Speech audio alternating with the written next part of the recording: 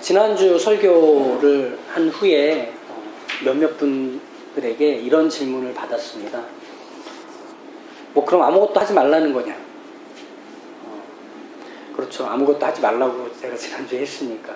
복음의 일꾼, 빈 공간의 사람은 하나님의 은혜가 일하시도록 손을 놓고 기다리라, 견디라, 버티라 이렇게 말씀을 드렸기 때문에 야 그러면 뭐 아무것도 하지 말라는 거냐? 라는 생각은 당연히 이어질 수 있습니다.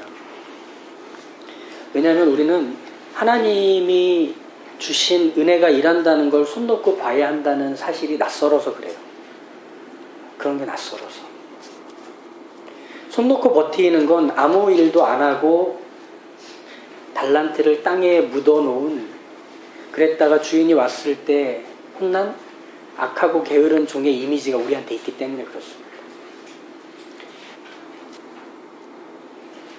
그래서 일하시는 하나님의 등을 보고 기다린다, 버틴다 하는 것은 하나님께 다 넘기고 뒷짐지고 있는 무책임한 이미지가 우리에게서 지울 수가 없는 겁니다. 사실 군대에 가면 그런 게 경험이 돼요. 2등병으로 자대 배치를 받으면 아무것도 안 시킵니다. 각 잡고만 있습니다. 각 잡는 게 뭔지 경험해 보신 분은 아시겠지만 각 잡는 게 제일 힘듭니다. 아무것도 안 하고 숨만 쉬고 있는 거. 그러면 이제 자기보다 계급이 높은 선임병들이 막 그 걸레 빨고 청소하고 쓰레기통 비우는데 가만히 있어야 합니다. 이게 되게 힘든 겁니다. 차라리 나한테 총을 쏴라, 막 이런 마음이 생깁니다.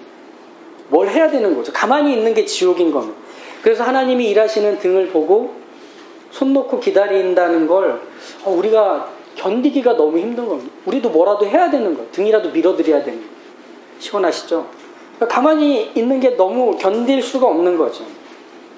하지만 바로 여기서 우리가 차이를 좀 구별할 필요가 있습니다. 아무 일도 하지 않는 것과 어떤 일도 그냥 하지 않겠다는 것은 다른 겁니다.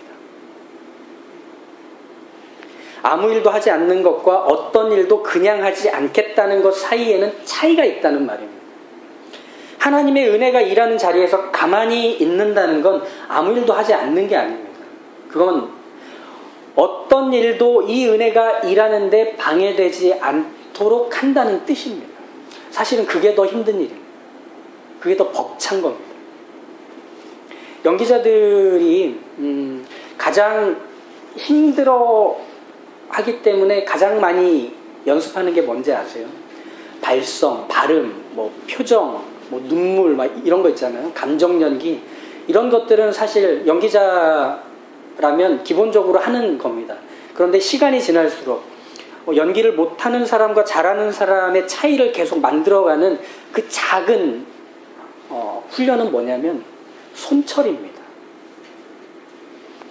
연기를 못하는 연기자들은 자꾸 얼굴만 이렇게 잡아줍니다. 그런데 연기를 잘하는 연기자들은 몸 전체를 잡아줘요. 그래서 몸으로 연기하는 걸 보여주는데 그 가장 연습이 많이 되어 있는 게 손철입니다. 이걸로 연기를 잘하느냐 못하느냐가 구별이 됩니다. 한번 드라마를 가만히 봐보십시오.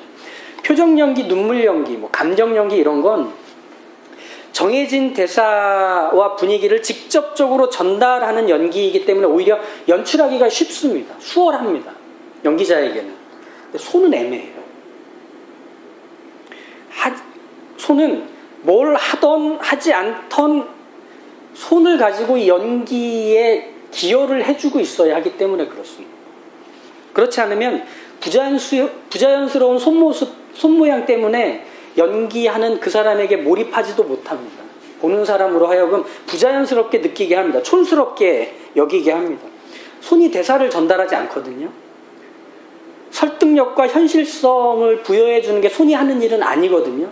그냥 손은 가만히 있는 겁니다. 그런데 그 가만히 있는 것 자체로 연기의 흐름과 톤이 만들어지는 거예요. 처음 듣는 얘기이신 것 같아요. 손이 자연스러워야 연기가 자연스러워집니다.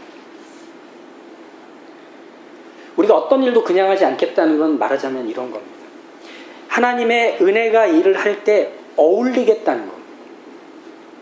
그 하나님의 은혜가 일하는 것에 어울리게 우리가 있겠다는 게 바로 손을 놓고 가만히 있겠다는 표현이었습니다.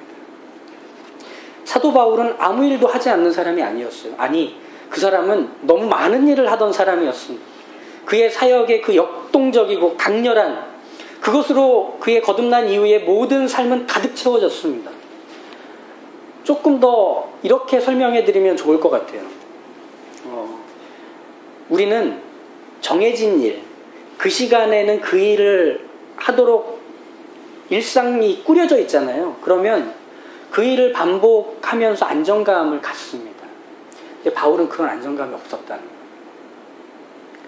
하나님이 일하시기 때문에 나도 거기서 멈추지 못하는 거고, 하나님이 쉬시면 그제서야 나도 쉴 수 있고, 하나님이 그 다음으로 가시기에 나도 그분 손잡고 그 다음으로 가야 합니다.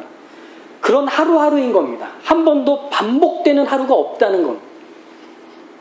예측 가능한 하루, 미리 다음 동작을 준비할 수 있는 하루가 아니라는 겁니다. 바울의 삶은 그렇게 이어졌습니다. 예측 가능한 일상이라는 게 허락되지 않는, 하루하루가 하나님의 은혜가 일하는 현장이라서 도무지 빈 곳이 없는 그런 삶을 살았습니다. 바울이 어느 날 설교를 하는데 청년 하나가 졸다가 난간에서 떨어져 죽었습니다. 어떤 설교자가 자기의 평생 사역을 하면 그런 경험을 하겠습니까? 여행을 가는데 강도를 만납니다. 배를 타고 가는데 멀쩡하던 배가 파손되기도 합니다. 굶어 죽기도 하고, 어느 도시에 갔는데 사람들에게 쫓겨서 바구니에 실려 성벽 아래로 내려가는 경험도 합니다. 근데 그게 그의 하루였다는 거예요. 이건 그냥 하나만 겪어도 평생을 채울 경험들 아닙니까? 옛날에 목사님들 그랬대잖아요. 미국 한번 갔다 오시면 그때부터 모든 설교는 미국 설교가 돼요. 내가 말이야 그랜드 캐년에 갔었는데 말이야, 막 설교하시다가 근데 바울이 말이야 그랜드 캐년에 갔다면 막 이러면서 귀결이 다 미국으로 되는. 바울은 그런 식의 삶이었습니다. 어떤 것도 익숙해지지 않는 그런 하나님의 은혜가 일하면 하루도 같은 하루가 없는 그 하루를 바울은 매일매일 경험했죠. 그러니 바쁘지 않을 수가 없습니다. 정신을 차리고 있어야만 합니다. 나의 계획, 나의 소망, 나의 경험, 나의 기능으로도 내가 해야 할 일이 아닌 하나님이 하시는 일로 채워지기 때문에 그분의 패턴에 맞춰야 하는 겁니다. 그분의 하시는 방식에 따라야 합니다. 만만치 않죠. 근데 거기서 바울이 어떻게 했다고요? 마치 연기자의 손처럼 하나님의 일하시는 것이 자연스럽게 되어져 가도록 거기에 어울리게 하나님 곁에서 하나님을 따랐다. 하나님의 일하는 걸 보기로 했다. 이게 바로 바울이 살았던 삶, 그리고 그리스도인이라면 살아야 하는 우리의 삶의 모습이라 하는 겁니다. 그러기 위해서 우리가 해야 되는 일이 하나 있습니다. 그건 뭐냐? 유보입니다. 유보. 그리스도인의 변화는 이전에 우리가 살았던 삶의 방식, 그리고 우리가 세상에서 익숙해져 있는 것들에 대해서 거부하고 분별해서 갈등하고 고민하기로 하는 겁니다. 이게 그리스도인의 변화된 시작입니다. 어떤 일도 그냥 하지 않기로 하는 거죠. 이게 유보입니다. 한번 이렇게 예를 들어볼까요? 날 우습게 여기며 함부로 말하고 다니는 사람이 있다고 한번 생각을 해보시죠. 이전에 그런 인간은 나도 똑같이 톡톡하게, 톡톡하게란 말이 맞나요? 톡톡히 맛을 보여줘야만 합니다. 같은 방식으로 그를 대해서 확 끌어내려야 합니다. 망가지게 만들어놔야 속이 풀리는 거죠. 감히 나를? 그게 우리가 살던 삶의 방식이었죠. 그런데 그렇게 상대를 끌어내리는 게 과연 내가 해야 될 일인지에 대해서 생각하기로 하는 겁니다. 이게 유보입니다. 유보는 항복을 받아내고 내 발 아래 꿇어 앉혀놓으면 그 다음은 이라고 생각하는 게 유보입니다. 손 놓고 가만히 둬보는 거죠. 우리 이런 것들을 사실 예전에는 해본 적이 없다는 걸 알아야 비교가 됩니다. 우리가 살던 삶의 자리에서는 이런 것들이 익숙하지 않았습니다. 유보라는 게 그래서 사실은 대단한 게 아닌 것처럼 보여요. 나를 미워하는 사람, 나에 대해서 욕하고 다니며 나를 괴롭히는 사람이 있다는 걸 알 때 사실 유보라는 건 별로 효과가 없어 보여요. 오히려 이런 것이 더 신앙적인 데 보이지 않습니까? 가서 네가 나 욕하는 거 알아. 하지만 난 널 사랑해. 꽉 끌어안고 당신을 사랑받기 위해서 태어난 사람이야. 이렇게 한번 해주는 게 신앙적인 것처럼. 근데 그건 신앙의 이름을 빌린 폭력입니다. 그 사람은 그럴 마음 좀처럼 없는데 내가 가지고 있는 나는 먼저 사랑받았고 나는 먼저 은혜를 받았으니까 널 사랑하기로 했어. 그건 신앙으로 이렇게 그를 눌러버리는 것밖에 아닙니다. 거기에서 유보라는 게 있는 겁니다. 상대에게나 다른 이에게 내 마음에 있는 말을 내뱉지 않기로 하는 거죠. 대단한 거 아니죠. 또 적극적으로 사람들을 모아서 저 인간은 악한 인간이라고 하지 않기로 하는 것뿐이죠. 한마디로 아무 일도 하지 않는 겁니다. 그냥 속으로 갈등하며 생각하며 가만히 있기로 한 게 전부죠. 근데 거기에 내 변화의 증거가 있는 거예요. 나에게만 집중돼 있던 생각이 하나님이 주신 은혜가 일하시도록 자리를 내준 거기 때문입니다. 내가 할 수 있는 일보다 은혜가 할 일에 대하여 가만히 보기로 하는 겁니다.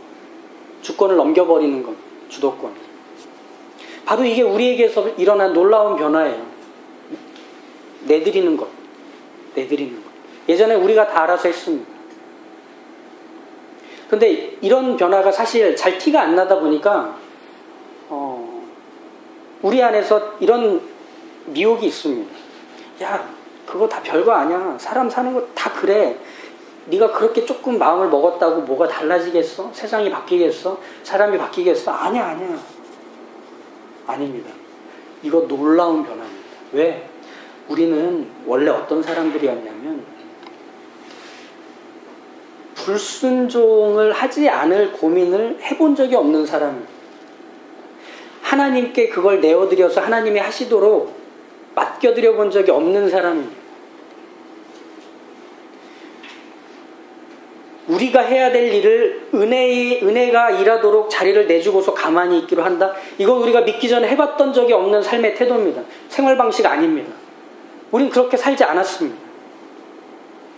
우린 유보라는 것이 우리에게 익숙한 사람이 아니었다는 걸 기억해야 돼요. 하나님이 싫었던 우리예요. 그런데 하나님한테 그걸 맡긴다고요? 하나님을 거부하고 하나님을 반항하고 하나님에 대해서 어떤 생각도 하지 않았던 우리인데 하나님께 우리의 인생에서 가장 자존심 상하고 치욕적인 것들을 내어드린다고요? 그리고 기다린다고요? 아니요. 우린 그런 거 해본 적 없는 사람들입니다. 그런데 우리의 삶이 거기서 변화된 거예요. 미뤄두기로 하는 거예요. 내어주기로 하는 거예요. 예전에 나로 다시 돌아갈 필요도 없고 돌아갈 수 없는 그 자리를 우리는 알아요. 그래서 그걸 하고 싶지 않은 거예요. 그래서 미뤄두는 거예요. 그렇다면 날 힘들게 만든 상대를 미워하지 않기로 할 때 내가 한 것이라고는 복수를 좀 유보한 것뿐인데 그게 하나님의 은혜가 일하는 것이라고 우리는 어떻게 말할 수 있을까? 이제 이 질문이 생기는 거죠. 말씀을 한번 찾아보시죠. 마태복음 5장 38절에서 42절입니다. 마태복음 5장 38절에서 42절입니다. 또 눈은 눈으로 이는 이로 갚으라 하였다는 것을 너희가 들었으나 나는 너희에게 이르노니 악한 자를 대적하지 말라. 누구든지 내 오른편 뺨을 치거든 왼편도 돌려대며 또 너를 고발하여 속옷을 가지고자 하는 자에게 겉옷까지 가지게 하며 또 누구든지 너로 억지로 오리를 가게 하거든 그 사람과 심리를 동행하고 내게 구하는 자에게 주며 내게 꾸고자 하는 자에게 거절하지 말라. 예수님의 가르침은 이겁니다. 네가 하는 일이 대단치 않아 보이고 별 볼 일 없어 보일 수도 있지만 그게 세상에 단단한 가치와 기준의 균열을 일으키고 있는 거다라는 겁니다. 그리고 그 균열 사이에 하나님의 창조의 능력과 회복의 역사의 원리가 스며들고 있다는 겁니다. 세상은 이런 사람을 정말 그 사람은 대단한 사람이다라고 합니다. 어떤 사람이냐? 자기가 당한 것만큼만 갚는 사람. 이런 사람을 대단한 사람이라고 합니다. 경험적으로 알지 않습니까? 우리는 누가 내 눈을 치면 목을 부러뜨려야 합니다. 그죠? 우리에게서 어떤 그 수모를 안겼으면 그 인간은 세상에서 사라지게 만들어야 합니다. 이게 우리가 세상을 사는 방식입니다. 화가 났으면 그걸 풀어야 하는 거죠. 보복을 해야 되는 거죠. 근데 바로 그때 그리스도인은 뭘 하냐면 더 화를 내고 갚는 것을 미루기로 하는 겁니다. 내 몫이 아닌 거라고 여기기로 하는 겁니다. 그럼 무슨 일이 일어났느냐? 세상에 악인이 또 다른 악인을 만드는 무한한 반복을 멈추게 하는 겁니다. 누군가 내 눈을 상하게 한 것에 대해서 내가 그 양눈과 양팔과 양다리를 다 상하게 함으로 그 사람보다 더 큰 악을 세상에 만들어내는 일을 끊어냈기 때문에. 그죠? 누가 내 오른편 뺨을 때리면 상대의 때린 그 팔을 부러뜨려서라도 더 강한 악인으로 등극하고 싶은 우리의 기대를 접고 왼편 뺨을 돌려대는 일을 고민하기 때문에. 그럼 그만큼 더디게 되는 겁니다. 더 강한 악인이 태어나는 것이. 이게 오른편 뺨을 맞으면 왼편 뺨을 돌려대라는 말이 사실 이런 거예요. 맞았잖아요. 그럼 손등으로 다시 한번 돌려맞는 겁니다. 이게 왼편 뺨을 맞는 거예요. 이거는 견딜만 한데 다시 되돌아서 한 방 맞으면 이건 이제 내 자존심이 뭉개지는 거죠. 그 자리에 우리가 있기로 하자는 겁니다.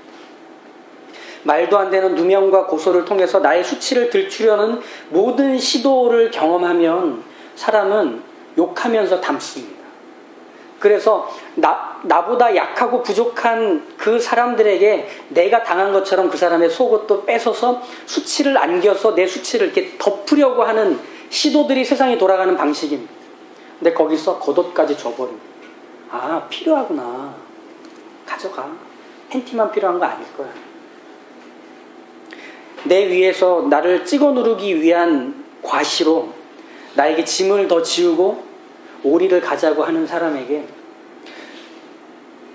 오리를 더 채워서 심리로 가게 함으로 인해서 그 길을 걸어주는 친구가 되어주는 겁니다. 부하가 아니라 친구가 되어주는 겁니다. 이게 바로 이 세상에서 본 적이 없는 이 생명과 창조의 방식이 그리스도인을 통해서 소개되는 일들입니다. 대단한 일일까요? 아니요. 약간 시간차만 두는 일일 수 있습니다. 좀 참았다가 나중에 확 쏘는 일이 일어날 수는 있겠지만 그런 미뤄두고 유보하고 좀 더 더디게 하는 것들로 인해서 세상이 움찔움찔하는 겁니다. 이게 뭐지? 왜 즉각 반응을 안 하지? 왜 당장 그런 일들을 안 하지? 이것을 세상이 확인하는 거죠. 그래서 우리는 어떤 사람으로 이 세상에 있는가?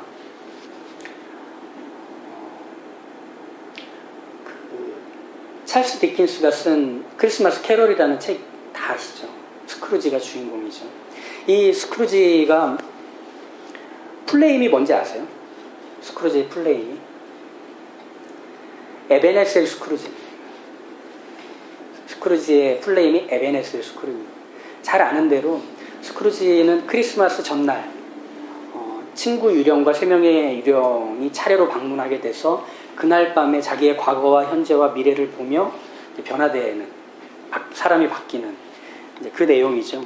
절대로 바뀌지 않을 것 같은 이 지독한 수전노 스크루지가 변합니다. 그 중에 마지막 유령의 방문은 강렬합니다. 왜냐하면 그 유령은 아무 말 안 했기 때문에. 그 유령을 가만히 스크루지를 데리고 묘지로 갑니다. 그리고 묘비를 보여줍니다. 스크루지의 부동. 우리가 세상에서 어떤 사람으로 있느냐면 대단한 어떤 실력과 인품의 탁월함을 가지고 세상을 굴복시키는 사람으로 있는 게 아니라 잠잠히 하나님이 여기서 일하신다라고 하는 스크루지를 찾아온 3번째 유령 같은 그 자리를 지키는 사람으로 있는 겁니다. 변혁은 쉽습니다. 그러나 뿌리부터 바꿔내는 일은 좀처럼 쉽지 않습니다. 우리는 우리가 박혀있는 그 자리에서 하나님의 일하심을 보여드리고 소개하는 사람입니다. 자꾸 우리가 세상의 머리가 되려고 합니다. 세상을 바꿔내는 주체가 되려고 합니다. 주체는 하나님이죠. 우리는 영광의 발원지가 아니라 하나님의 영광을 받고 그 영광이 없는 곳에 비춰내는 반사체들일 뿐입니다. 거울 같은 존재인 거죠. 거울은 그 자리에 있어줘야 합니다. 우리는 그렇게 부름받았습니다. 우리가 오늘 읽은 이 에베소서 3장 10절의 말씀을 한번 다시 보시죠. 이는 이제 교회로 말미암아 하늘에 있는 통치자들과 권세들에게 하나님의 각종 지혜를 알게 하려 하십니다. 하나님이 여전히 거기서 일하신다. 하나님의 방식과 하나님의 열심으로 하나님은 여전히 거기서 일하고 계신다 라고 하는 우리의 소개가 세상이 철옹성같이 바꾸지 못하고 바뀌려 하지 않는 모든 그들의 가치와 원리와 방식들을 우리를 통해서 소개받게 된다는 겁니다.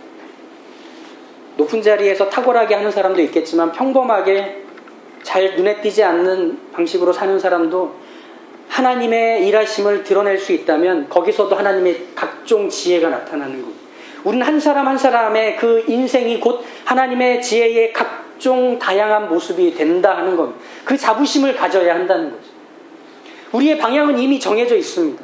방향이 뒤틀리지 않습니다. 하나님이 잡아두신 그 영원한 자리, 예수 그리스도 안에서 예정하신 뜻대로 마련된 그 하나님의 영광을 드러내고 하나님의 나라를 세우는 자리에 우리가 있습니다.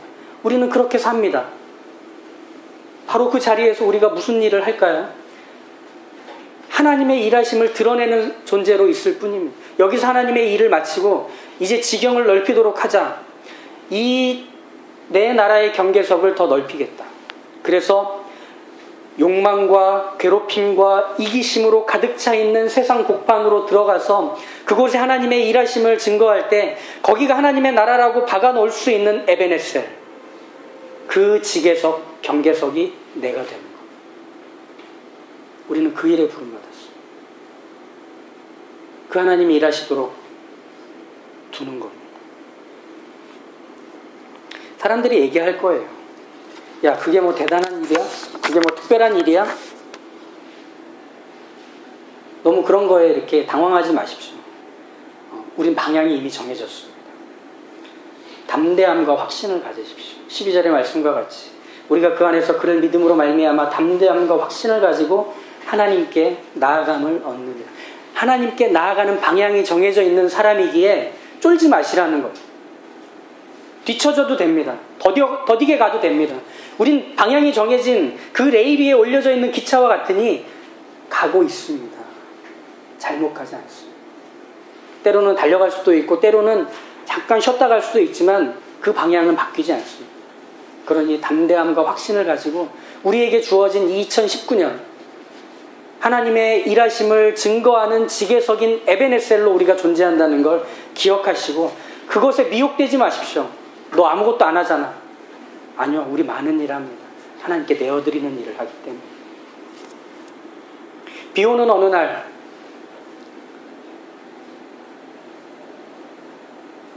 손님들이 버스에 더디게 탑니다. 우산을 접어야 되고 털어야 되고 타니까 막 더디게 사람들이 타죠. 그러니까 이제 버스에 타 있는 승객 중 하나가 성질이 급해가지고 이렇게 소리 지릅니다. 기사 양반, 이 똥차는 언제 가? 이렇게 소리를 지르는 거죠. 이 지혜롭고 성령 충만한 기사 양반은 이렇게 말을 합니다. 똥이 차야 갑니다. 너무 놀라지 마세요. 세상이 우리의 등을 떠민다고 우리가 떠밀려 갈 필요 없습니다. 하나님이 손잡아 가시는 길이기 때문에 하나님이 쉬었다 가시면 우리도 같이 쉬면 되고 하나님이 달리시면 우리도 달리면 될 뿐입니다. 하나님의 일하심을 맛보는 영광은 그 무엇과도 바꿀 수 없고 바꿔서도 안 되는 것이죠. 그런 기대와 소망이 우리의 새해를 여는 가슴을 채웠으면 좋겠습니다. 하나님이 일하시도록 미룰 줄 아는 믿음 주십시오. 하나님의 일하심이 어떤 건지 볼 줄 아는 안목을 주십시오. 그리고 세상이 나를 어떻게 몰아세워도 하나님이 나를 끌고 가신다는 걸 안심할 수 있게 해주십시오. 그 담대함과 확신으로 하나님께 당당히 나아가게 해주십시오. 이게 바울이 13절에서 말하는 겁니다. 나는 비록 감옥에 갇혔다. 그런데 그게 너희의 영광이다. 왜? 그 자리에도 여전히 하나님이 나와 함께 한다는 걸 너희가 알고 있지 않느냐. 어떤 자리에서든 하나님이 함께 하시면 그것만큼 영광스러운 일은 없는 거다. 그러니 상황에 놀라지 마라. 굽히지 마라. 바로 이 바울의 넉넉한 하나님에 대한 이해가 나의 이해가 되는 2019년이 되시길 주님의 이름으로 축복합니다. 기도하겠습니다.